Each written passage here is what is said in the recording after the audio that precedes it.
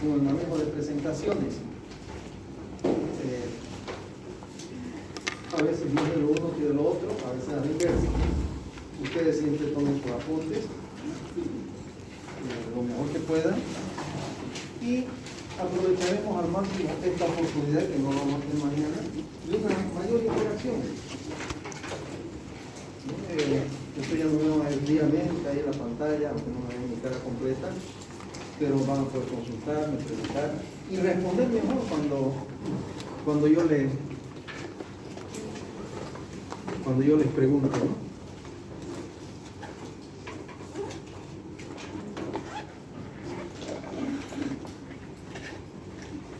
Bien, vamos a continuar con el estudio de los alcanos.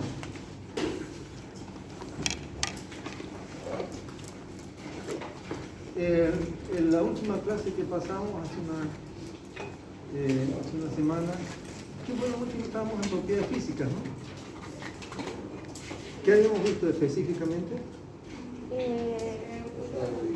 Estado físico, punto de resolución y nos quedamos en solubilidad. Ya, solubilidad era clave, porque es algo que debe tomarse en cuenta en general para todo tipo de compuestos. Compuestos de baja polaridad como los hidrocarburos, tanto alcanos como después alquenos, alquinos y arenos, siendo apolares o muy poco polares, y el agua todo lo contrario, no se entiende. Entonces son insolubles en agua. Los hidrocarburos están entre los compuestos orgánicos más insolubles en agua de todos. Hay otros compuestos que pueden ser un poquito, más o menos, o mucho de solubles en agua, pero estos son los menos solubles en agua. Y eso explica por qué, por ejemplo, cuando hay derrames petroleros es un desastre, ¿no? Porque contamina mucho, ¿no? Si ustedes, por ejemplo, echan gasolina, queroseno a una planta, la secan, la matan, por ser justamente insolubles en agua. Solvente universal, el agua, como saben, de todo organismo vivo. Bien.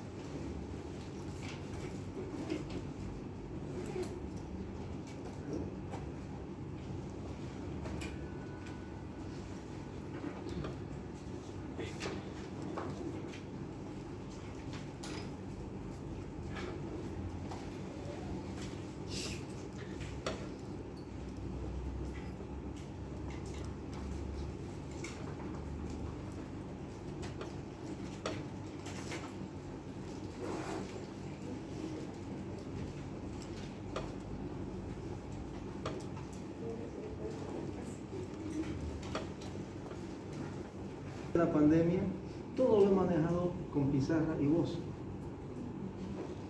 La pandemia nos ha obligado a preparar, manejar material audiovisual en presentaciones. Quiero aprovecharla. Va a ser un poco, bastante parecido a nuestras clases virtuales. Claro, todo lo veían en pantalla, pero ahí me veían manejar la pizarra pequeña que tengo. Ahora tenemos la pizarra panorámica. Y sin dejar de lado las presentaciones, que vamos a seguir aprovechándolas.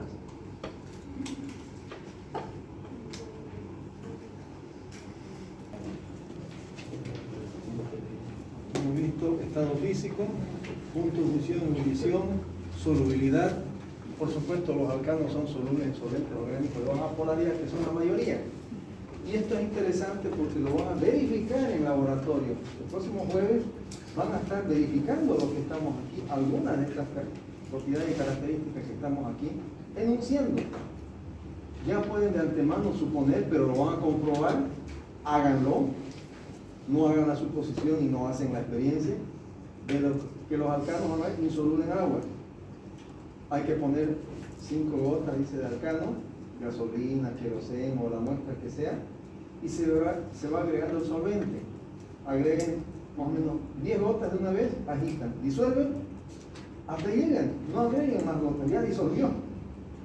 Si no disuelve, otras 10 gotas, agitan, no disuelve, otras así, hasta un máximo de 3 mililitros, lo dice la guía.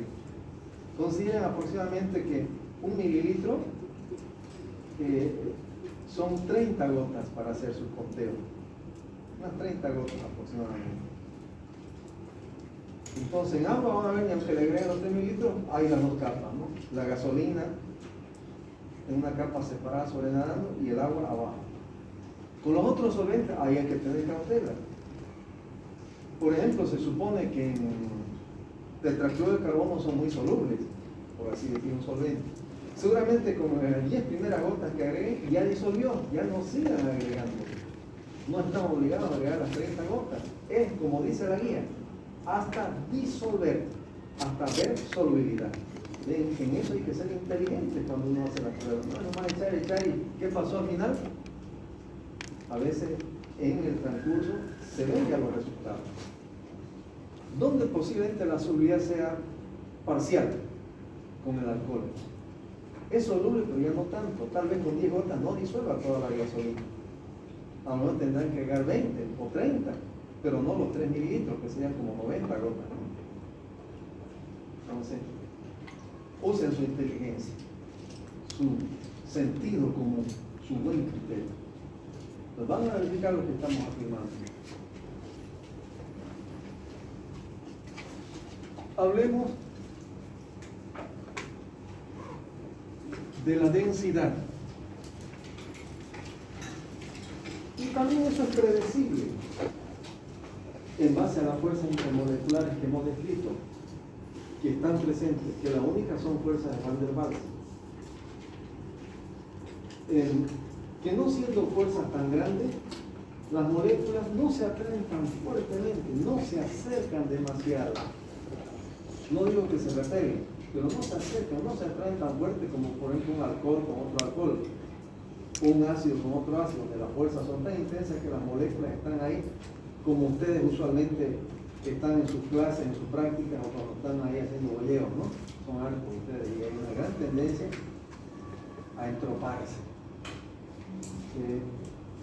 He notado y pondero que están más disciplinados. Cuando fui a avisarles ahí arriba, todos están en una fila con alcohol y pensamiento, está muy bien.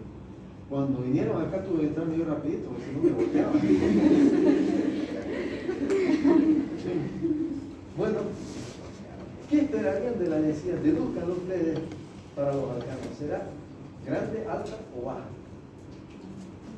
Sabiendo que no se atraen mucho las moléculas, están a una cierta distancia, pero sin, más o menos como ustedes estaban en la fila allá arriba, pero sin estar ahí cachete con cachete, pechito con pechito.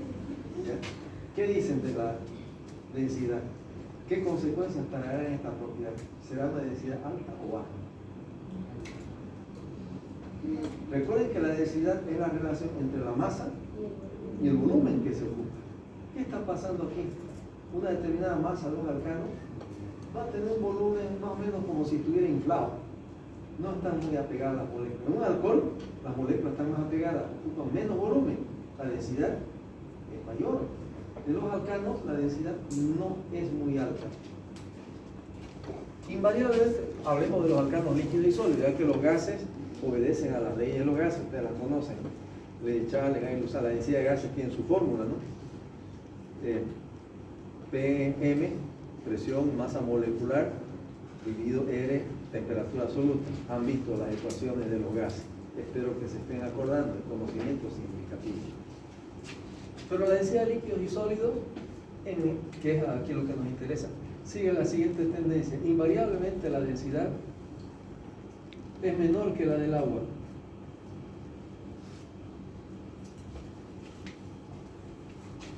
Y no solo eso, porque densidad menor que el agua puede ser 0.9, 0.8, 0.7, 0.6, 0.5. Está alrededor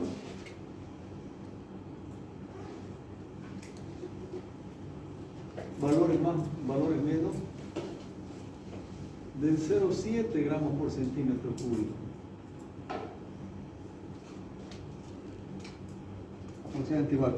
Los alcanos más pequeños, por supuesto, no gases, obedecen otras cosas que se dan por la ley de los gases. Por ejemplo, el pentano, el hexano, ¿eh? Los alcanos más livianos con poco carbono son un poco menos que esto, 0,6. El heptano, el octano están alrededor de este valor, los 7, 8, 9 carbonos alrededor de 0,7. Ya más grandes, más pesados, ya aumentan, pero no pasa de 0,8, por ejemplo. Ese es el límite máximo que suelen tener los alcanos acíclicos. O sea, varía entre 0,6 a 0,8, un rango muy estrecho, por debajo de esto. De todos modos, esto lo ratificamos. Un detalle interesante: los cicloalcanos, por su estructura cíclica más compacta, pueden tener un poco más de atracción entre moléculas. Siguen siendo fuerzas de Van der Waals, pero ya se pueden acercar un poco más. ¿Qué esperarían de la densidad? ¿Que sea mayor o menor que este valor promedio? Mayor, claro, las moléculas se acercan un poco más. Un ciclohexano, las moléculas se atraen, se acercan un poco más, no mucho más, que en el hexano acíclico. Entonces la densidad puede ser un poco mayor, alrededor de 0,8, tal vez un poquito más en algunos casos, ¿no? Pero no llegan ni siquiera a 0,9. Concluyendo, son menos densos que el agua y flotan en ella. Por eso ponen gasolina, queroseno, pueden poner aceite de motor, que es un líquido viscoso, espeso en agua, y flota en el agua. Menos denso que el agua. Esto puede ser ventajoso o desventajoso, según cómo se lo miren y en qué situación. Por ejemplo, les mencionaba hace rato, cuando hay derrames de petróleo o algunos de sus componentes, flota en el agua, además de ser insoluble, por supuesto. Cuando ocurre en el océano en una gran extensión se cubre una capa de petróleo que trae problemas ecológicos, impide el intercambio de oxígeno, mueren animales, ¿no? El mismo petróleo en contacto pues hasta afecta su piel, sus escamas si se trata de peces, en fin. Es un gran problema eso de los derrames petroleros. Afortunadamente eso ya no ocurre con tanta frecuencia como antaño. Hay mucha seguridad. Fíjense que en el aborteo promovemos y exigimos seguridad. Imagínense, en la industria es peor todavía. El último derrame petrolero que ha ocurrido creo que fue hace unos 10 años atrás. Antes cada año un barco por ahí encallaba y derramaba su petróleo. Y hay también medidas de apoyo a ello. Hay embarcaciones más pequeñas que van a donde está el derrame y pueden como lamer el océano y bombear ese petróleo flotando y recuperarlo parcialmente. Y lo que queda que ya no se puede recuperar, hay unas bacterias, ustedes que van a ser amplios conocedores de lo que es la bacteriología, hay bacterias que comen petróleo, se nutren de hidrocarburos, lanzan esas bacterias no patógenas, que comen, hacen un festín con el petróleo, se agota el petróleo sobrante ahí y se mueren de hambre, claro. Entonces ven, hay soluciones, pero lo mejor, como decimos en la doctora, es mejor prevenir que curar. Es mejor no derramar, que las naves sean muy seguras, que no tengan fisuras, que no se choquen. A veces son por choques que ocurren y a veces se da, pero ya no tanto como antes. Un detalle curioso: cómo es de creativa la gente. Los bolivianos somos muy creativos, además muy fuertes. Nunca ha habido una dictadura que nos pisotee 100 años. Bueno, tenemos una que ya va como 15 años, ¿no? Con un puentecito de un año, cuando escapó el pedófilo y quiere volver a ser presidente en 2025. Le está haciendo zancadilla a su amigo Arce Catacora y a su hermano de sangre, ¿y qué? Choquehuanca. No sabemos, está ahí hablando, diciendo burreras o a veces callando en una actitud cómplice. En fin,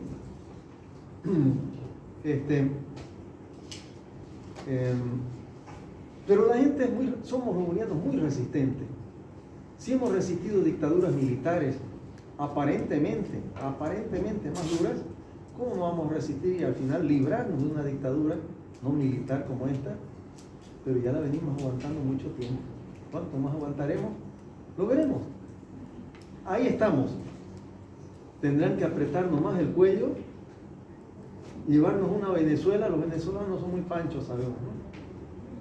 Y ahí están aguantando los pobres, o escapando a otros países. Tenemos venezolanos aquí hasta en la sopa, ¿no? Pena por ellos. No estoy en contra, pero ellos debieron quedarse a combatir a esa feroz dictadura, inmadura. Y así como somos duros de pisotear, también somos creativos. Eso yo promuevo y hasta exijo en el laboratorio a ser creativos.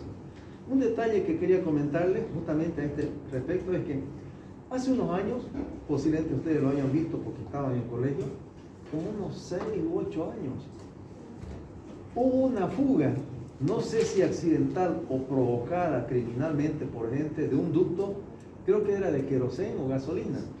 YPFB y las petroleras acá, cuando transportan gasolina, queroseno, diésel y mismo crudo, no lo hacen en cisterna, es caro y no entra mucho, usan ductos, cañerías. Hubo una rajadura, reitero, no sé si era sido intencional, yo sospecho que sí, porque hay gente que le gusta robar lo que sea, aunque no le sirva. Lo vemos. O aunque no le rente mucho beneficio. Y los que no son de esa actitud estudian en una universidad. Ahí están ustedes. No para ser ladrones como esa gente, sino para ser personas de bien, honrados, ganar honradamente el pan de cada día con el sudor de su frente, ejerciendo una noble labor en pro de la salud de los bolivianos, la bioquímica. Bueno, hubo esa fuga cerca de un canal, parece, de estos que hay tanto en la ciudad, ¿no? Para evacuar agua, ¿no? No sé si están ubicando ese hecho, hace unos 6 u 8 años atrás. Y sea intencional o no, comenzó a correr ese diésel, queroseno, no sé qué, al canal y se acumulaba una laguna, por supuesto flotando. Se denunció el hecho, ¿no? Se lo reportó a YPF, pero hasta que vengan esos incapaces, no todos son ingenieros o profesionales, cada político que jurando lealtad al Führer está de manda más en las empresas del Estado, ¿no? Entonces, hasta que solucionen el problema, cierren la llave y corrijan la situación, mucha gente fue a la novedad. Caramba, hay queroseno, no sé dónde hay una fuga, vamos a recogerlo. ¿Cómo creen que lo recogieron? Miren cómo intuitivamente conocían de esto.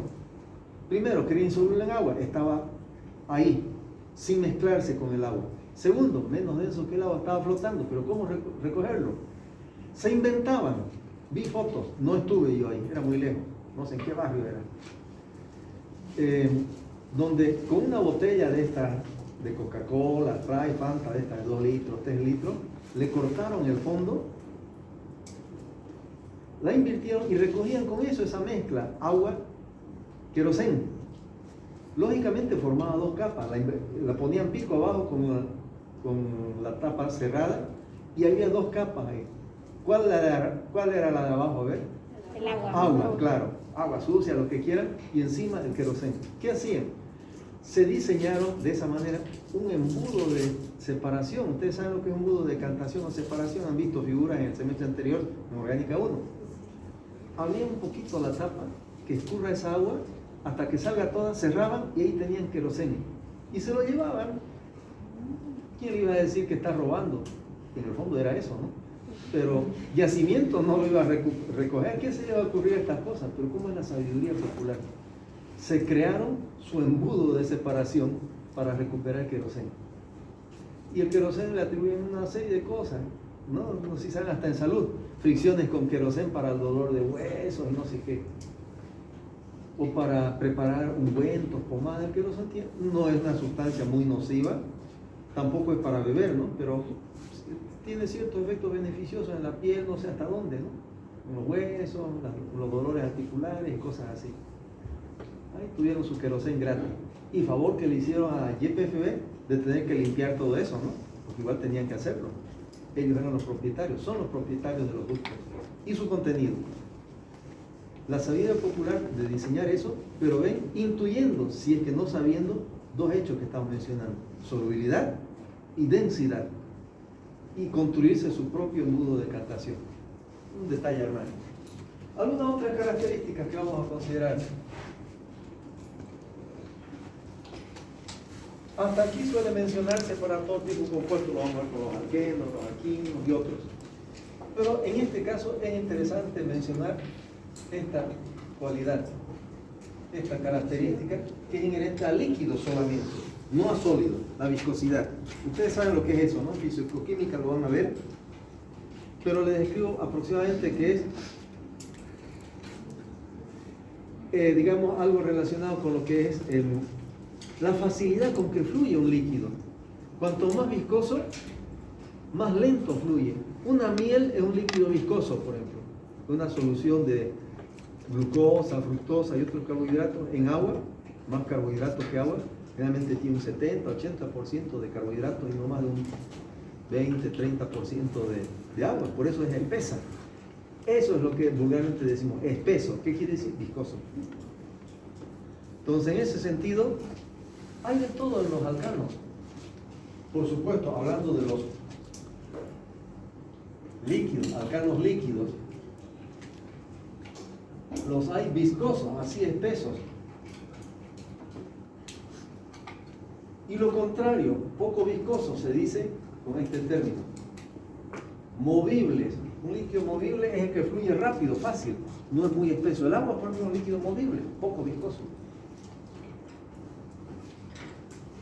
Hay de todo, según su masa molar, peso molecular. Líquidos de bajo peso molecular como pentano, hexanos, heptanos, etc., son líquidos movibles. La misma gasolina, no sé si han visto en los surtidores con qué facilidad que fluye y hasta puede haber derrames. Pero, por ejemplo, fracciones como el aceite lubricante, el mismo diésel, parece ya casi un jarabe, más espeso, más viscoso. ¿Ven? Hay de todo aquí. Líquidos movibles, líquidos viscosos. Y se aprovecha eso en beneficio. Por ejemplo, los alcanos de 16, 18, 20 carbonos que son líquidos, se emplean como lubricantes. Ya vamos a mencionar después los potenciales usos para los alcanos. Como lubricantes, porque siendo líquidos espesos y además poco insolubles en agua en realidad, sirven para lubricar engranajes, piezas metálicas, donde de paso de minimizar la fricción entre metales que produciría desgaste, esa es la lubricación, ¿no? Facilitar el deslizamiento o la fricción, minimizando desgaste y de paso protegiendo de la oxidación. Algo que acecha a metales como el hierro es el óxido, es sumamente oxidable. Entonces, como es insoluble en agua, el aceite lubricante sirve además de protector porque cubre una capa insoluble donde no penetra la humedad que promueve la oxidación. Un metal se oxida por el aire, pero especialmente cuando hay humedad. ¿Se han fijado que las piezas metálicas, cuando hay humedad, se oxidan? Pero cuando está seco, no hay oxidación, a pesar de estar en contacto con el oxígeno del aire. Por eso es importante evitar la humedad con las piezas metálicas, para evitar su corrosión, su oxidación. Ahí el aceite puede ayudar. Seguramente en sus casas, no sé si lo hacen ustedes o otra persona más entendida y entre todo con más voluntad, las puertas, por ejemplo, la bisagra, ¿no?, que une la puerta al marco, debe estar aceitada. Si no está aceitada, chirría como la mansión de Drácula, ¿no? Ahí, ¿no? Suena esa puerta. Y si llegan ustedes de noche, su mamá se va a dar cuenta que están llegando, pues suena la puerta. Solución, aceitarla. Aceite Singer, típico, todo el mundo debe tener aceite Singer. El aceite menos viscoso, suficiente. Los aceites más viscosos, ¿para qué son?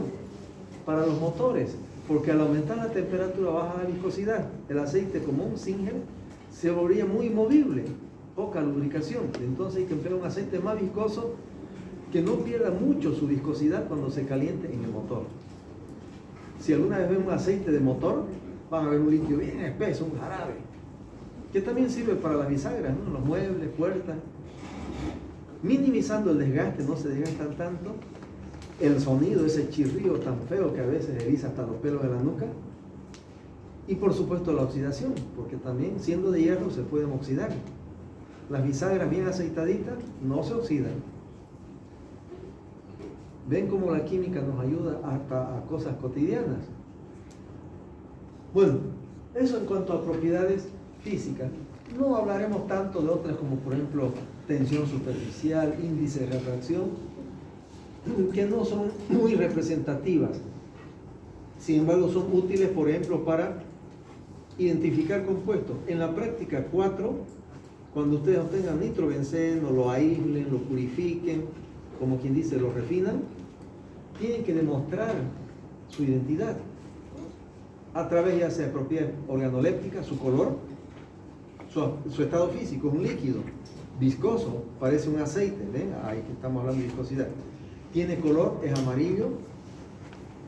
Si obtiene un líquido incoloro, no es el producto, será otra cosa, ¿ven? Entonces, propiedades organolépticas, que vamos a ver ahorita enseguida, pero también medida física. Siendo un líquido, podríamos o medir su punto de ebullición o medir su índice de refracción. Van a hacer ustedes esto último. En orgánica 1 vieron lo que era un refractómetro y el índice de refracción, que es un índice de identidad, como lo es el punto de fusión, el punto de ebullición y otras propiedades que se llaman constantes físicas que permiten identificar compuestos. Entonces, aquí no mencionaremos mucho, vámonos a las propiedades organolépticas.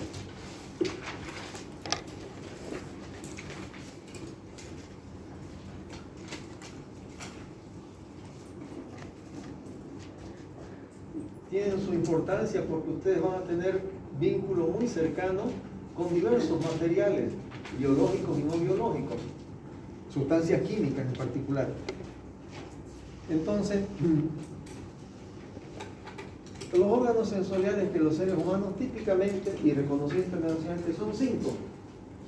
Dicen que las mujeres tienen 6, no voy a cuestionar eso, ustedes dirán y dirán. Son 5, bien reconocidos y bien delimitados. Vista, olfato, gusto, oído y tacto.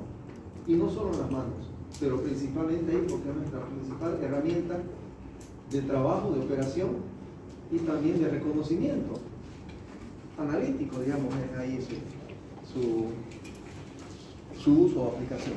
De los cuales los que más interesan en el reconocimiento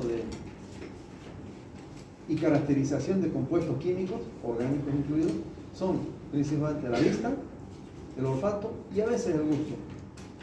Raras veces. En análisis bioclínico jamás. Ni se le ocurra probar la orina de un diabético para saber si sale dulce. Háganlo haciendo una medida de glucosa, ¿no? Si es en sangre, con la glucemia clásica, que seguramente pronto van a aprender a medir, a cuantificar. Pero el olfato a veces, y muy al pesar, porque las muestras biológicas no huelen lindo. Pero ya van a ver ciertos cultivos de bacterias se identifican, además de por la vista, su morfología, color, afecto, todo eso, por su olor. No en todos los casos, más bien. Imagínense que ustedes estén oliendo cada cultivo que pase por su mano, van a querer cambiarse de carrera. Pero hay casos en los cuales es inevitable. Cuando hacen coproanálisis, urianálisis, aguantar olores, aunque no sea ese el objetivo, la meta. Pero ahí está la muestra y aguantar, ¿no? A no ser que se ponga un gancho de ropa aquí, ¿no? El barbijo ayuda. Han visto, han notado que filtra un poco de olores, hasta por ahí. Hasta por ahí. Cuando hagan observación, apreciación de olor, hay prácticas donde lo van a hacer. Seguramente van a tener que bajar el barbijo, oler y volvérselo a poner. Ahora, si lo perciben directo con el barbijo, bendito, ¿no? Hay personas de olfato muy fino, muy sensible. Y algunas de estas cualidades incluso están fortalecidas, así como por ejemplo la motricidad fina, a veces está más fortalecida en ciertos varones, pero también en muchas mujeres la parte fina, delicada, es más apta. El olfato en especial. El olfato generalmente es una cualidad que tiene más fortalecida a la mujer. Dicen que huelen hasta las intenciones de los hombres, ¿no?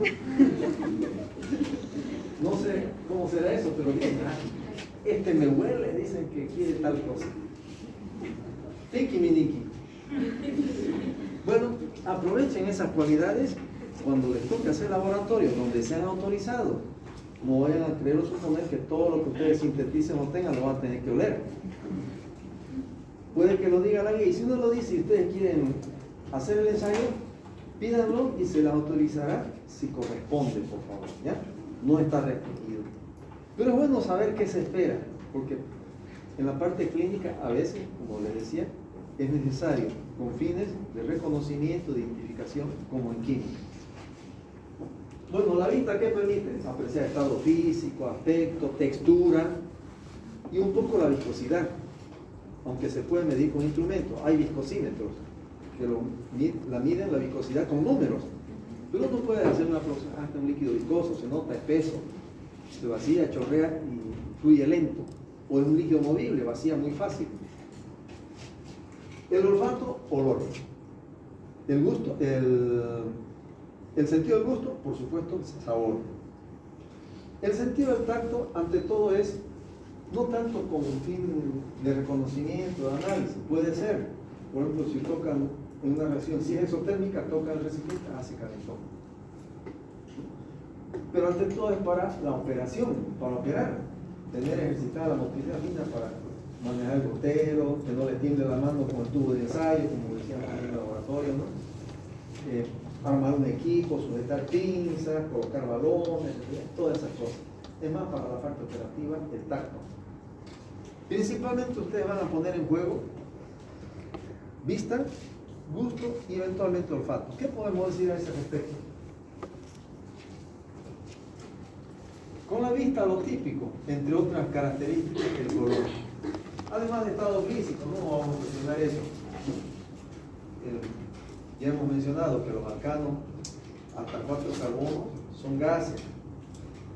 De 5 hasta unos 16 carbonos son líquidos. ¿Lo dijimos eso? ¿Se acuerdan? Hablamos del estado físico. ¿Tienen su apunte?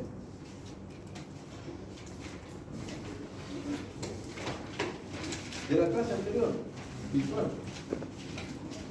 Tengan siempre todos sus apuntes acumulados, no en hojas sueltitas. Sí, lo dijimos. Por rango de tamaño de cadena. Ya de 18 carbonos, muy aproximadamente, para arriba suelen ser sólidos.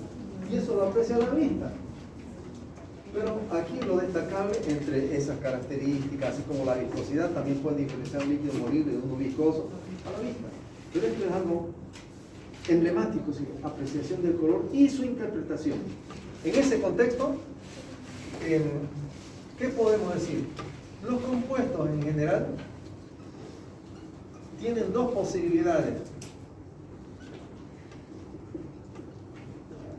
O son incoloros o son coloreados o coloridos. Y eso lo vemos, ¿no? ¿Y eso para qué? El color, cualquiera que sea, si el compuesto colorado tiene color, el que fuera. Si no tiene color, decimos es incoloro, a veces dicen es blanco. Nadie debe decirse incoloro, ausencia de color. Viene en el sentido que tiene su interpretación composicional. Adelantemos, sin embargo, que los alcanos son compuestos incoloros.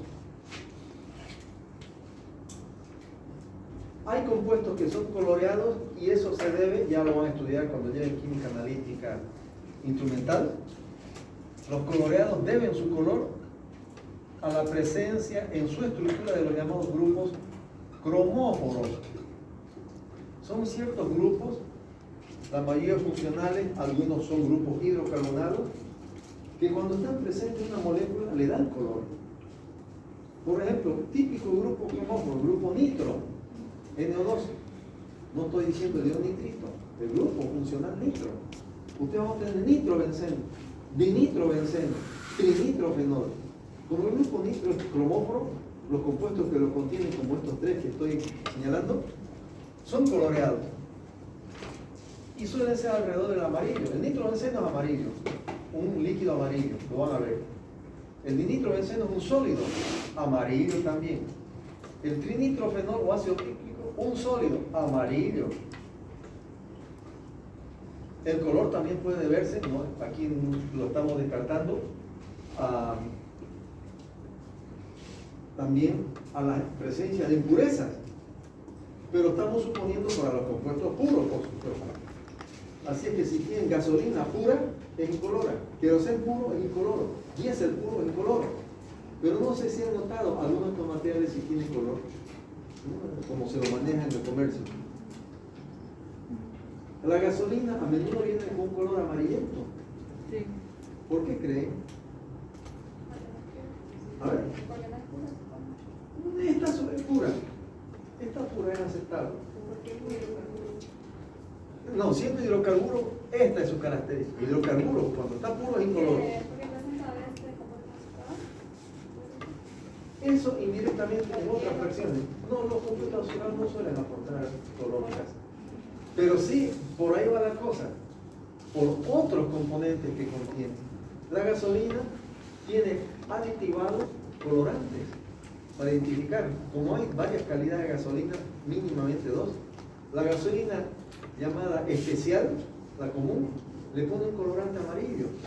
En cambio, la premium creo que es un color celeste, un colorante celeste, para que si alguien va a comprar, por ejemplo, en bidón, no le metan gatos por liebre. Alguien va a comprarse gasolina premium, más cara, de más alto índice de octano, de octanaje, y si ve que la gasolina en su bidón es amarilla, ah no, pues me está fumando en Cuyupipa. Me está fumando olímpicamente, me está dando gasolina especial por gasolina premium. Entonces, le suelen agregar un colorante como indicador, como identificador si se quiere, y que no afecta a su calidad, ¿no?, de octanaje, de buen funcionamiento del motor. Pero por ejemplo, bueno, ahí es una impureza, el colorante es una impureza intencional. Y el PFB se la pone. En otros países no sé cómo serán las claves de colores para algunos países tienen como 3 o 4 calidades de gasolina. Aquí tenemos 2. Creo que ha estado desapareciendo la gasolina con alcohol. Había una gasolina en unos surtidores con ese, ¿no? Esa, con etanol. No sé si tendrá color, no la conozco, no la he visto. ¿Ah? Incolora, bueno, ahí tienen otra opción. Mientras las otras son coloreadas por adición de colorante, esta no. Entonces, otra forma de reconocerlas también. En otros casos puede ser impurezas también, pero no intencionales. Ese es el caso, por ejemplo, del diésel. ¿Han visto diésel? Sí. ¿Conocen diésel? ¿Tiene color? Sí. ¿Más o menos? Sí. Medio amarillo, medio naranja, marronado casi. No le han agregado un colorante, lo trae de origen. Impurezas de diversa naturaleza, sustancias alquitranosas. Recuerden, el alquitrán es así oscuro, por su contenido, alto contenido en compuestos oxigenados, que ya aportan grupos funcionales cromóforos y tiende al color más oscuro, hasta negro. Entonces, por eso que el diésel tiene color. Y un poco también los aceites lubricantes, un cierto colorcito, medio marroncito, a veces medio verdoso. No son los alcanos, son esos componentes que, no afectando a su calidad para su uso y aplicación, sin embargo, así se ve, ¿no? Entonces, pero los alcanos, si están puros, de hecho la gasolina cuando sale directo de la torre de destilación en la refinería, sale incolora, por eso dicen gasolina blanca, le dicen. Pero así no va a los surtidores, porque esa gasolina es de baja calidad para motores. Hay que adicionarle, debe ser aditivada con mejoradores de octanaje. Algunos vamos a mencionar después. Sustancias que mejoran su índice de octano. Y para diferenciar calidad de gasolina, ahí le agregan un colorante identificador. Bueno, eso en cuanto a color.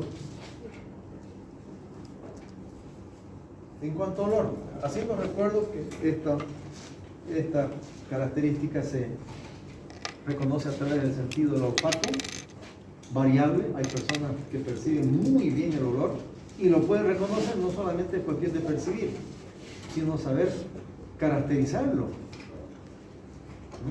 darle, como quien dice, un calificativo, por lo menos, si no la identidad.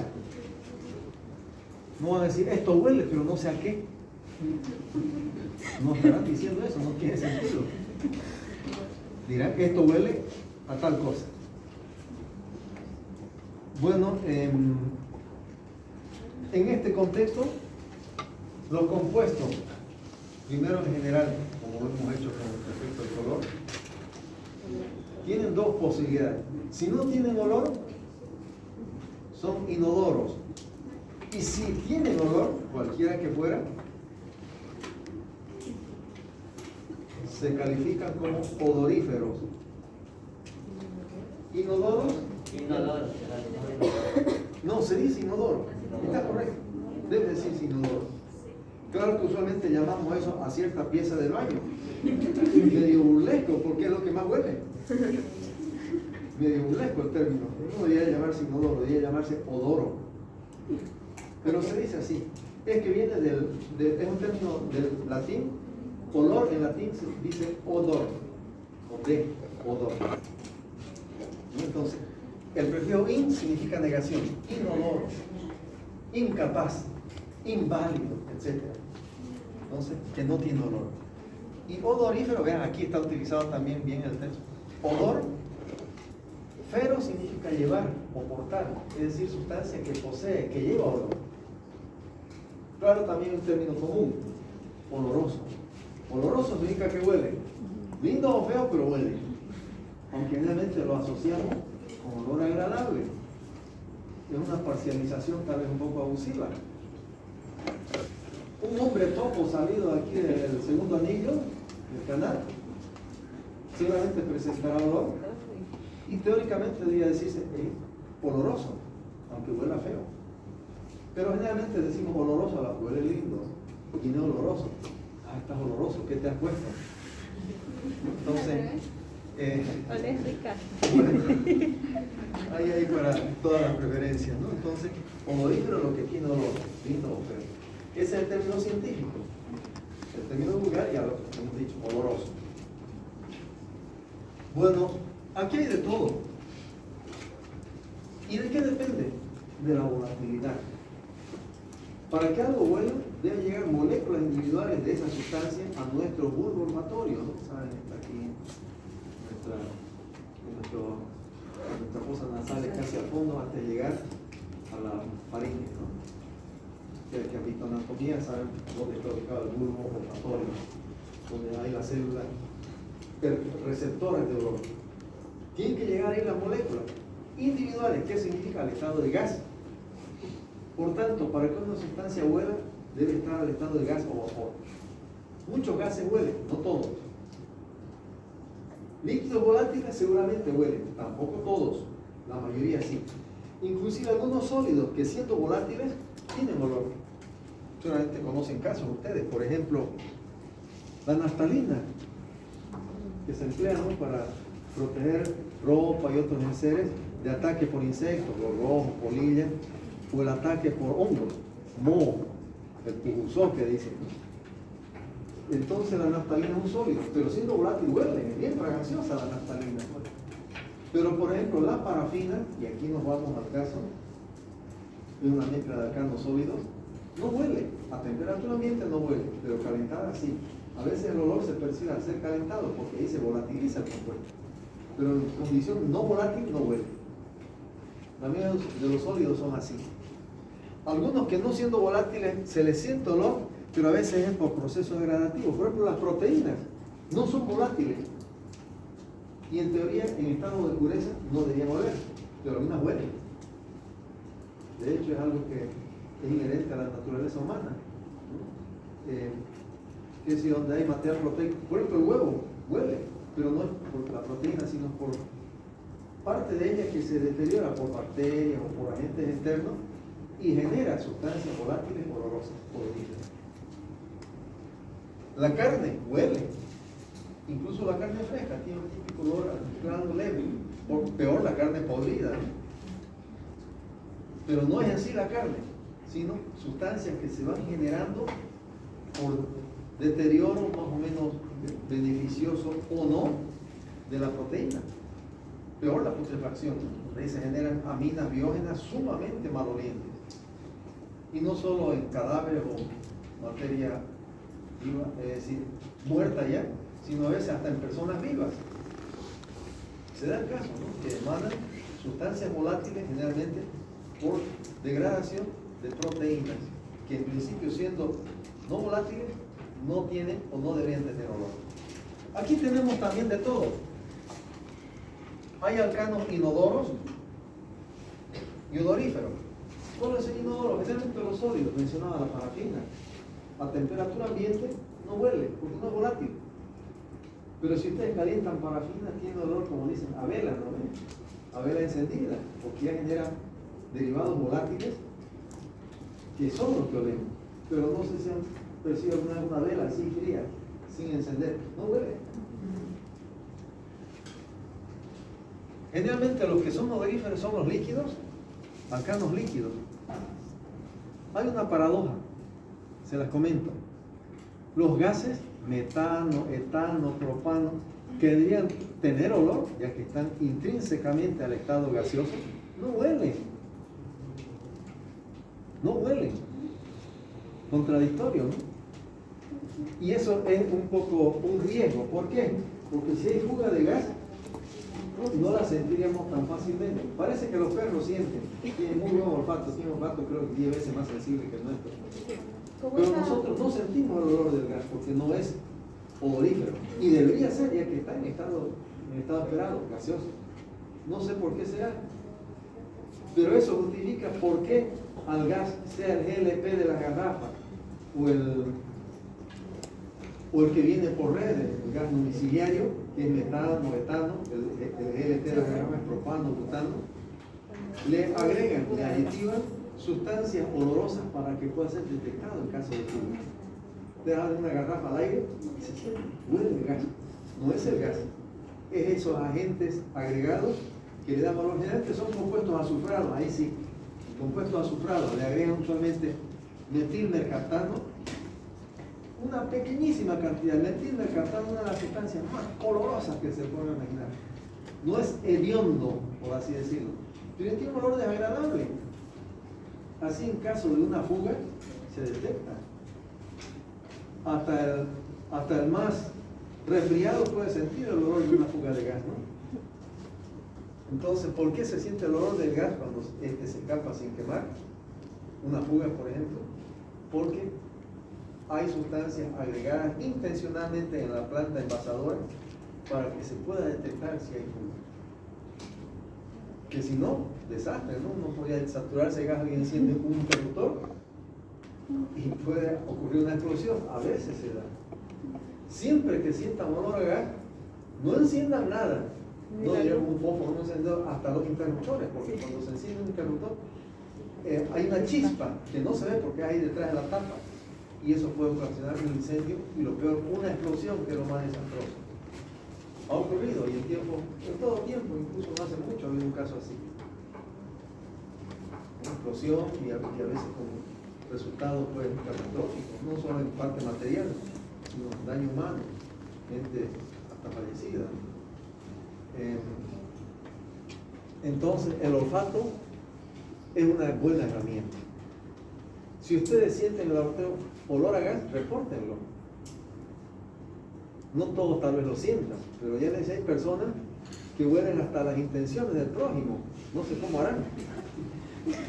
Pero si hay fuga de gas, creo que la sienten antes que se escape el gas. Antes que salga el gas, ¿no? Entonces, repórtenlo. Claro, tampoco deben ser alarmistas, ¿no? Por ahí alguien soltó un gas y ya están diciendo, ¡hay fuga! Sálvese quien pueda. Por eso es importante reconocer, ustedes reconocen el olor del gas. Muy diferente el gas de la garrafa o de redes que el gas humano. Entonces, ahí tiene ese hecho. Y los que son odoríferos, generalmente su olor está alrededor del olor etéreo. ¿Se acuerdan la clasificación de olores que aprendieron en Química Orgánica 1? En la parte de laboratorio, en la práctica, y les hago recuerdo cuál práctica. Examen preliminar y prueba o ensayo de combustión o de ignición para compuestos orgánicos. Creo que era una de las últimas prácticas. Por supuesto, todo virtual, me imagino, ¿no? Ahora los que están orgánicos se van a beneficiar, todo eso van a tocar, van a mirar, van a oler. Pero por lo menos lo que vieron en el papel o en la pantalla, recuerdan la clasificación de olores que se maneja mucho en química, con 7 olores básicos. ¿Alguien recuerda alguno de? Uno de ellos es este, pero hay otros 6. ¿Alguien recuerda alguno de esos otros 6 olores? Olor etéreo es olor a solvente. El olor de la gasolina, por ejemplo. Ustedes van a manejar hexano en laboratorio o éter de petróleo, parecido al de la gasolina. A ver. Eso es una sustancia específica. Algunos tienen... Por ahí va la cosa. Hay un olor que se llama alcanforado. Por ejemplo, el que presenta el alcanfor mismo, un olor medicamentoso.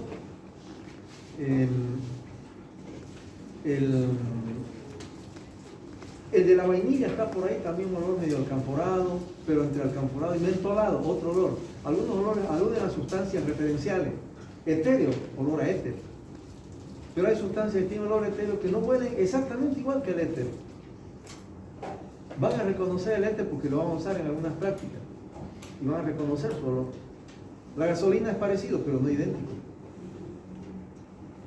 Hay que ejercitar el olfato. Entonces, algunos tienen nombres de sustancias referenciales.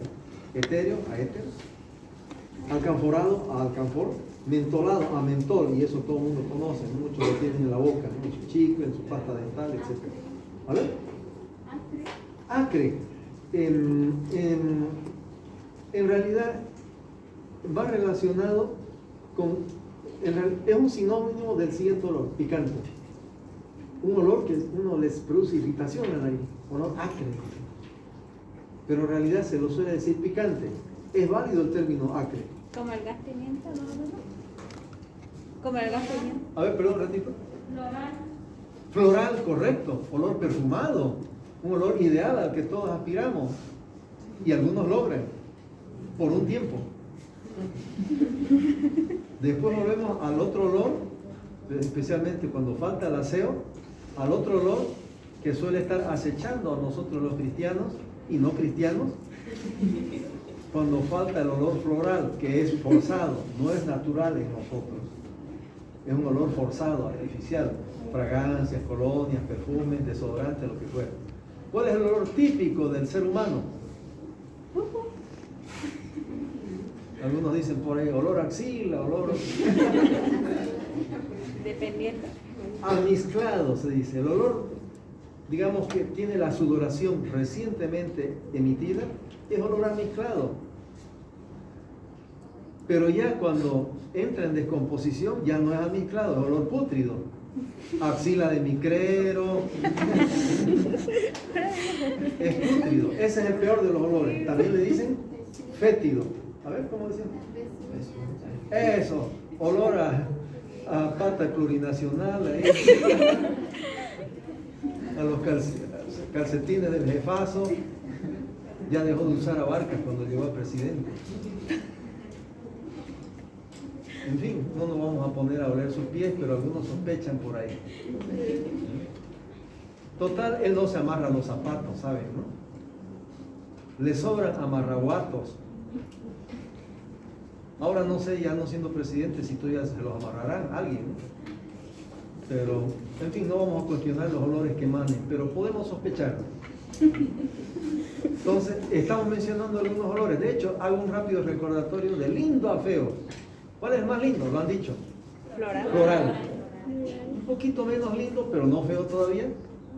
Alcanforado. Olor a alcanfor, a mentizán, a vainilla, canela, todo eso son alrededor del alcanforado, muy cercano al mentolado, olor a mentol. Menos agradable, pero todavía no desagradable. El etéreo está prácticamente en la frontera entre lo lindo y lo feo, el etéreo. Olor a solvente, el olor del alcohol, de diversos solventes. Ya yendo al rango desagradable. Ese es el peor. Vamos por lo menos peor. El picante. Mencionaron por ahí olor acre, algo que produce picor o irritación en la nariz. El olor del vinagre, por ejemplo. En el laboratorio van a percibir el olor del ácido clorhídrico, del ácido nítrico, ese olor picante. El podrido sería de putrefacción. ¿Cómo? El olor podrido. Es el pútrido. Vamos a llegar a ese. Pero antes del pútrido, ya lo mencionaba hace un rato también, después del picante viene almizclado. Un olor levemente desagradable que muchos materiales que ustedes conocen, los voy a nombrar para que puedan imaginar ese olor. El olor del sudor nuevo. Porque el sudor ya de todo el día ya es El peor. Pútrido. Ya fermentado. El olor, por ejemplo, de la carne, del pescado, del huevo, frescos. Incluso de alimentos que podemos consumir, la cebolla, ese olor es almizclado, el ajo, coliflor, brócoli, ese olor es almizclado de ciertos condimentos. ¿Les gusta o no? Sí. De la mostaza.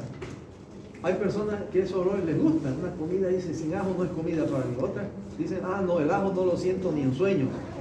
No hay gusto, no hay disgusto, ¿no? No vamos a cuestionar aquello.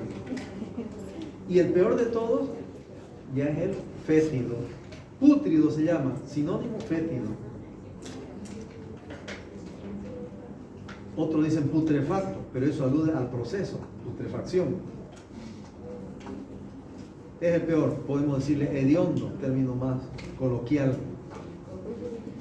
Hay todos los matices, olor a cadáver, a pata de micrero, o a torcila, no sé. Algunos pueden no ser tan repulsivos. Por ejemplo, el queso madurado, medio que huele a pata también, ¿no? Pero no es repulsivo. Hay personas que no les gusta, pero hay otras, no, el queso madurado, lindo. La aceituna. Está por ahí almizclado, entre picante y almizclado. A veces puede ser un poco intermedio entre dos o más olores. Y ingeniero, en otros países le gusta el queso medio con esas larguitas. Sí, Eso, o sea, sí, esos quesos sobremadurados son muy apetecidos. El queso creo que es el gruyère, hasta con gusano. sí, esos saltarines. Maravilla, dicen, ¿no? Se lo comen así. Manjar de dioses, dicen. Los franceses en eso son expertos. Creo que hay 300 variedades de queso. Hasta ciertos, ¿Sí? hasta ciertos Sí, los enlatados. gusanos, tengo entendido. No sé cómo harán, los apartarán con un escarbadiente Se lo comen así. o con todos, no Es sé. el mejor bocado. Sí, no son patogénicos por si acaso. O sea, no causan alguna enfermedad. No son portadores de bacterias, ¿no? Patogénicas. Igual hay otros en lata que ponen los pescados así sin, así, solo crudo, nomás que se conserve y que... En fin, ahí están, olores van y vienen, hay para entrenarse, pero no solamente es decir percibirlos, sino también calificarlos. Sí, verlo. No es suficiente decir esto huele a tal cosa, sino, a ver, en nuestra escala, esto almizclado entre almizclado picante, que es entre almizclado pútrido. Un hecho curioso, el olor que tiene el queso madurado y los cadáveres en decomposición se deben principalmente a la misma sustancia cadaverina que emiten los cadáveres en putrefacción. Se forma en los quesos madurados y en la sudoración de los pies en especial. Por eso el queso, olor a pata, ¿no? Es parecido, no idéntico. Claro, la cadaverina no es la única sustancia olorosa que hay en estos materiales. Hay otros que le dan matiz. Es distinto el olor de un cadáver, muy repulsivo, del olor de un queso madurado, que no es tan repulsivo, aunque hay personas que no les atrae mucho. Prefieren nomás quesito fresco, cachoclo. Bueno, eso en cuanto a olor. No vamos a hablar mucho del sabor, porque es una característica que se ensaya poco. Pero puede ser interesante, por ejemplo, para quienes quieran seguir la mención bromatología. ¿Saben? Una mención que compite como opción al área clínica que la mayoría de ustedes va a seguir. La bromatología tiene un análisis de alimentos que involucra análisis físico, químico, microbiológico. Lo van a necesitar en el laboratorio, pero también análisis sensorial, vista, olfato, gusto. Un alimento que es procesado y de salir a la venta debe ser ensayado con esta característica. ¿Cómo se ve a la vista? ¿Es agradable su aspecto, su color? ¿Huele agradable? ¿Sabe agradable? Entonces ahí puede tomar importancia el sabor. No hay mucho que destacar y hay que mencionar que los compuestos en general, de todo tipo, también tienen dos opciones. Si tienen sabor, bueno, empecemos por lo que, si no tiene. ¿Cómo se dice algo que no tiene sabor? Es un término que es conocido. Correcto, muchas gracias. Insípido. un compuesto que no presenta sabor al ser probado en la boca es insípido. Entonces, los compuestos pueden ser insípidos. Significa esto literalmente que no tiene sabor. Ni lindo ni feo, no quiere decir que algo que es de mal sabor, sino que no tiene sabor, así de directo. Y si presenta, ¿cómo se dice? Pregunté en años anteriores esto y me decían sípido. Haciendo la comparación. Si in es prefijo de negación, entonces debe ser sípido. Es parecido, hay un poco de distorsión al castellanizar un término en latín. Se debe decir término que tal vez recién estés conociendo, bueno, sápido. Sápido. No está mal pronunciado escrito. Sápido. En realidad, lo que no tiene sabor debía decirse insápido, pero son las irregularidades que tiene nuestro idioma como cualquier otro, ¿no? Tantas formas irregulares que hay en los verbos, en los sustantivos, en los adverbios, etc. Entonces, sápido se dice aquello que tiene sabor, sin describir qué sabor. Sápido. Otros dicen, como término sinónimo, aunque tiene su matiz de diferencia,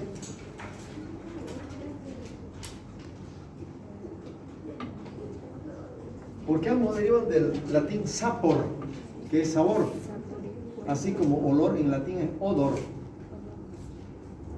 El sabor en latín es sapor, por eso sápido, saporito, y esto debía ser como decir insápido, pero se dice insípido, así está. No vamos a reinventar el idioma. No somos masistas aquí. Ellos inventan el idioma. Las y los están cansados, nos tienen cansados con esas discriminaciones de género inventadas por ellos. Aguante, brigada. Bueno, si tiene sabor también se puede describir. Ustedes conocen, no necesitamos hacer hincapié en los sabores básicos. Son 4. ¿Recuerdan? Dulce, salado, agrio, que también se puede decir ácido, y amargo. Algunos proponen, los japoneses que tienen una lengua muy sensible, proponen un quinto sabor. Yo no lo he sentido, pero hay personas que lo perciben, no solo los japoneses. Es el sabor umami, un vocablo de origen japonés. Dicen que es el sabor que tiene el ajinomoto. Se siente, en realidad el ajinomoto no es para comerlo puro, es para agregar al alimento y exaltar o incrementar su percepción de sabor. ¿Perdón? Umami.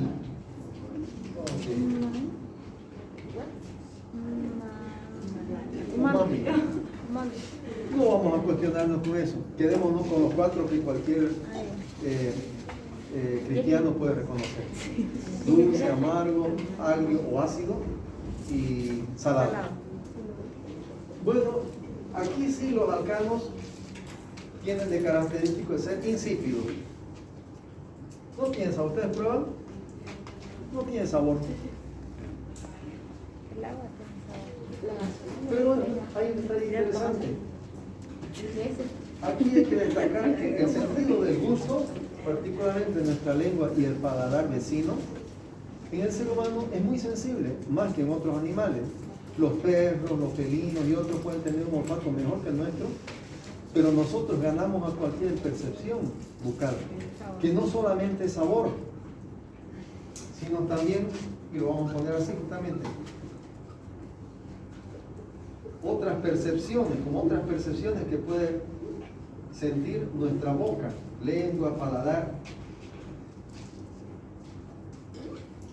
Otras percepciones, como ser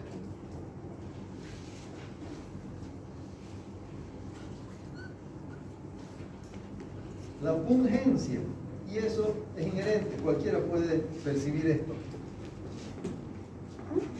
Pungencia, ahorita voy a escribir en qué consiste y cómo se reconoce. Y la astringencia. La verdad es que empleamos mal los términos y ya está arraigado, nos acostumbramos a eso. La pungencia es una sensación más o menos dolorosa de ardor en la boca. ¿Ustedes la conocen? Cuando ingieren una bebida alcohólica, o por lo menos la paladean, se siente la percepción quemante en la boca. Eso Sí. es pungencia. Ustedes comen algo con ají o ají puro, eso es pungencia, deja una sensación quemante en la boca. Entonces saben lo que es pungencia. Le ponemos un mal nombre. ¿Cómo decimos a eso? Picante. Picante. Y resulta que picante, ya lo dijimos, había sido un olor estrictamente. Sí. En fin, ¿qué vamos a hacer? Estamos acostumbrados a eso, pero ya saben que científicamente picante es un olor. Y lo que llamamos picante en la boca no es olor, ni siquiera sabor. Es una percepción de varias que pueden sentir la boca humana, que es lo descrito, una sensación ardiente, quemante, casi dolorosa o muy dolorosa. Si ustedes prueban alcohol puro, cómo quema la boca. No es decir que quema, ardiente se siente. Sí. Entonces, si ustedes hablan en un ámbito científico y comparten una comida muy llena de ají, digan, esta comida está pungente. Lo van a tomar rápido. Sí, ¿y eso qué? Dice, ¿con qué se come? Le van a decir. Bueno, por no decir picante.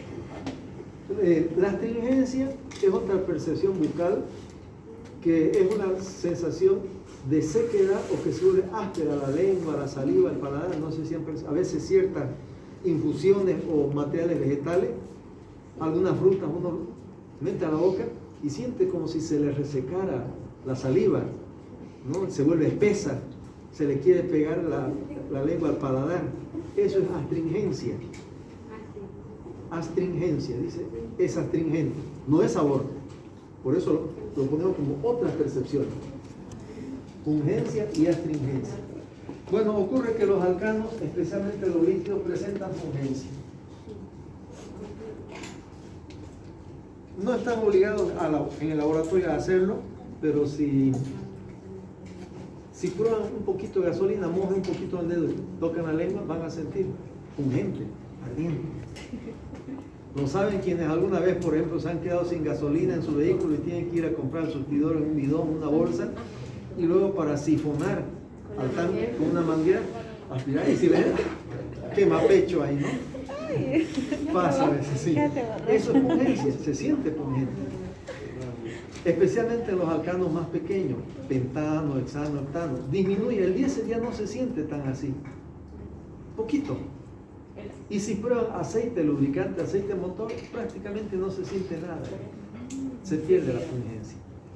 La pungencia no es exclusiva de los alcanos líquidos, más o menos volátiles, sino también de otros muchos compuestos orgánicos. También los alquenos, los alquinos, los arenos, muchos otros compuestos, alcoholes, aldehídos, cetonas y otros. Es una característica muy frecuente en muchos compuestos orgánicos. Lo vamos a volver a mencionar. Finalmente debemos referir, para rematar aquí, posibles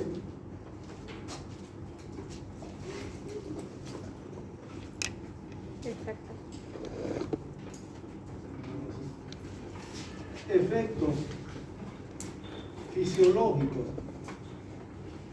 digámoslo, como bioactividad, para decirlo en una palabra. Y esto es importante, tiene que ver con la salud. ¿Qué nos pueden hacer a nosotros? Ya sea por ingestión, por inhalación o aspiración, o en su caso, muy raro, por contacto.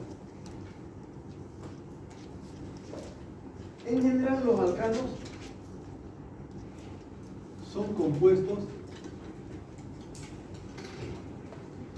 poco bioactivos.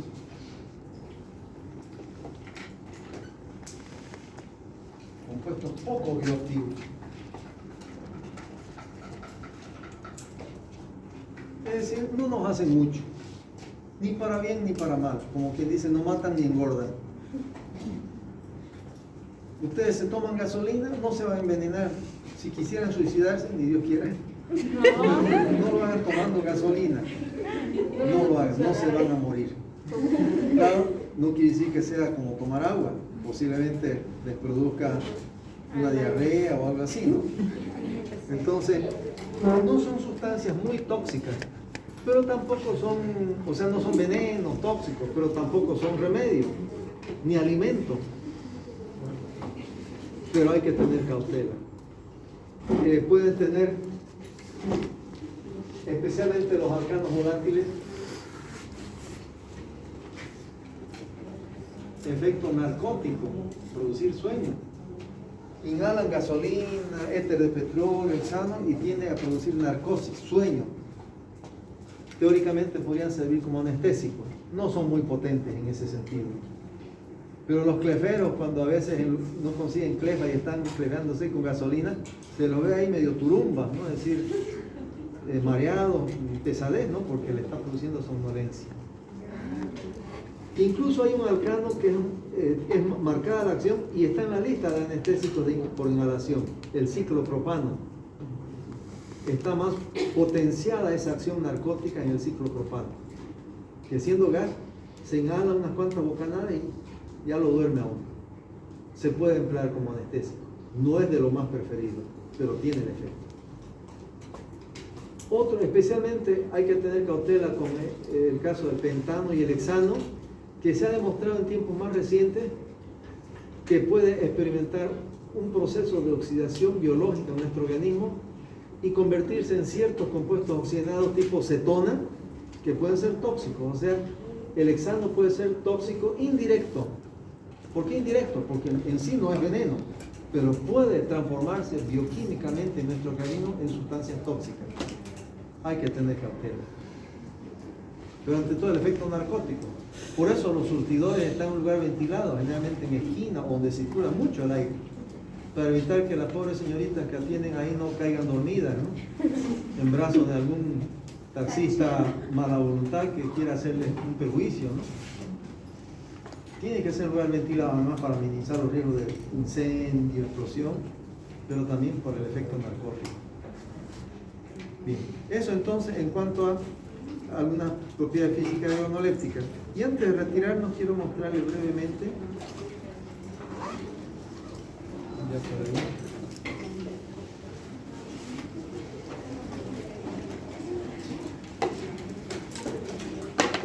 hemos estado mencionando, pero aquí vamos a destacar porque esto lo tenemos todavía, se está agotando gas y petróleo.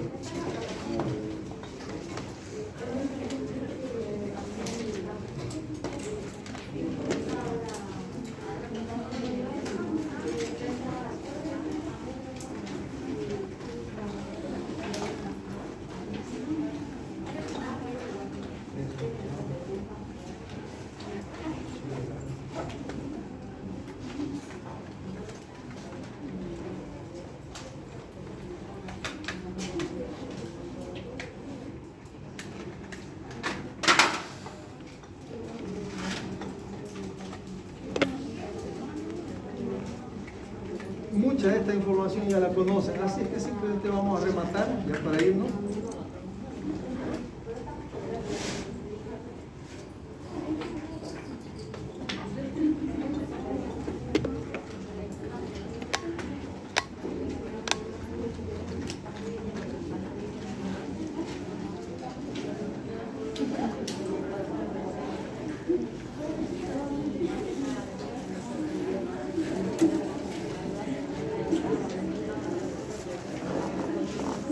Con esto, nosotros ya tenemos esto, pero se está acabando. Tenemos gas. ¿Y de qué consta el gas? De hidrocarburos de 1 hasta 4 carbonos, metano, etano, propano, butano. En Bolivia todavía se lo separa en metano, etano, que es lo que se llama gas natural, con sus variantes GNC, gas natural comprimido, y viene en cilindro especialmente en los vehículos. El GNB, con ese nombre, si va el cilindro de un vehículo para uso como carburante en el motor, GNB, le llaman gas natural vehicular, es el mismo. Cuando se lo licúa a más o menos 200 grados bajo cero, es gas natural licuado, GNL. Para llevar, por ejemplo, gas a Pando, donde no llega ducto, es muy caro instalar un gasoducto, lo llevan en cisternas refrigeradas a 200 grados bajo cero. Ahí se licúa el gas metano, que no es fácil de licuar, hay que enfriarlo mucho. Y por supuesto el gas por redes, muchos van a tener instalación de gas no visible, eso es metano, etano, ese gas natural. El GLP es el de las garrafas, propano más butano. con otras características, pero los mismos fines, combustible. En cocina, en nuestro, acá tenemos GLP para nuestro laboratorio, ¿no? Así es. Ya se ha pedido, en realidad se viene intentando, además el 16 de febrero, ¿no?, que nos hagan instalación por redes. Ha fracasado. No sé si es que el yacimiento no nos tiene mucha voluntad a la universidad, se sospecha eso. O qué será, pero no ha prosperado el trámite. Hay que esperar y ya han pasado años. Porque es caro el GLP, más caro que el metano etano. El petróleo son hidrocarburos alcanos mayormente de más de 4 carbonos, pentano, hexano, etc. Y hay esas fracciones según tamaño de cadena y punto de ebullición, porque se separan por destilación. En una refinería, al destilar, sale primero la gasolina. Tiene esos nombres sinónimos. En otros países le llaman nafta. Creo que en Argentina le llaman nafta. En Chile le llaman benzina y así. Acá le llamamos gasolina nomás, que a su vez se puede refraccionar. Esto no se hace en Bolivia. Se puede refraccionar en fracciones. La más volátil es el petróleo que nosotros tenemos. Lo van a usar como solvente, muy usado. Le llaman también hexano, porque ese es el principal componente, más no el único, de esa fracción. La hidroína es una fracción intermedia, no tan volátil. Y la nafta pesada es la fracción menos volátil de la gasolina. No hacemos esto en Bolivia, usamos la gasolina a lo bruto nomás, como tal. ¿Qué viene después? El queroseno, o queroseno, que también le llaman jet fuel, porque es el combustible que usan los aviones a reacción. Eso sí, el jet fuel, combustible de cohetes, de motores a reacción. El diésel, ampliamente. Este no se comercializa al mercado abierto, el queroseno. El queroseno escasea en nuestro petróleo y todo el queroseno que producimos va a dar a los aeropuertos para combustible de esos aviones. Antes había surtidores de queroseno porque empleaban las vivanderas, al menos las manjapayeras, usaban anafres a queroseno. Ahora se emplean cocinas a gas, ¿no? Sí. LP. El diésel, ampliamente conocido, le llaman también gasoil, aunque no es gas, es líquido, por supuesto, combustible de los motores diésel. Los aceites lubricantes, el liviano, el aceite de máquina Singer, el aceite pesado, de alta viscosidad que usan los motores, en fin, todo eso son aceites lubricantes, todo ya líquido. La vaselina es una fracción, más o menos 18, 20 carbonos, que es medio sólido, medio líquido. Ustedes conocen, ¿no? En ungüentos, pomadas, el dentizar, su base es la vaselina. ¿No? Se reconocen cómo es la vaselina. Sí. Se emplea en los laboratorios como lubricante, en uniones medilatas y cosas así. La parafina, en algunos países la llaman ceresina, es la fracción ya sólida, esa blanca de las velas. Ustedes posiblemente empleen en su desempeño profesional para sellar capilares. Los pedazos de parafina uno pincha con capilar y queda sellado para hacer hematocrito y otras determinaciones en hematología. Se van a acordar de esta parte. Aunque ya se sugiere la plastilina, más cómoda de manejar, que también sirve y muy bien para sellar capilares. Lo que ya no destila, si es sólido, fusible, o sea que funde al calentar, es el alquitrán, ¿no?, que se emplea en pavimentación, en las calles asfaltadas o entre las rosetas, ese alquitrán que hay ahí, ¿no?, que también le llaman asfalto. Y residuos de carbón, coque, es carbón, eso ya es sólido, es como nuestro carbón de leña, ¿no? Entonces todo eso hay en el petróleo, con el gas. Y nosotros todo lo aprovechamos en mayor o menor grado. Bueno, vamos a continuar mañana, virtualmente, ya lo saben, así que nos conectamos nuevamente con pantalla para ver ya la parte química. ¿Cómo obtener alcano para después estudiar cómo transformarlo a otro? Te agradezco, ¿sí?